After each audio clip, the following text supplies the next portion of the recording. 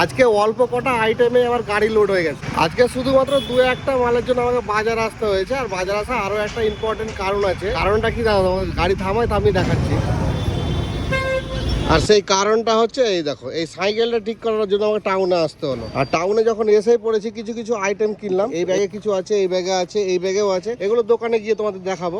আর এখানে চিরা নিয়েছি সাদা, এখানে শাহি গরম মশলা 50 গ্রামের, এখানে শাহি গরম মশলা 8 টাকা দামেরটা। এখানে আছে প্রাণের লিচি 10 টাকা দামের, এখানে উল আছে। আর এদিকেও একটা প্যাকেট আছে, এখানে অনেক কিছু খুচরো আইটেম আছে। আর এখানে আছে 1 বস্তা পাত। চলো এখন দোকানে যাই, আর দোকানে গিয়ে বাকি আর কি কি খুচরো আইটেম আছে সেগুলো তোমাদের দেখাচ্ছি। গোটা আইটেম কি কি আছে সেগুলো দেখিয়ে দিয়েছি। এখন লুজ আইটেম কি কি আছে সেগুলো তোমাদেরকে দেখাবো আমি। একদম ওইখান থেকে শুরু করে এই পর্যন্ত আছে। প্রথম ব্যাগে আছে কিছু বিল বই। আর এখানে মিক্স আইটেম আছে অনেক ধরনের।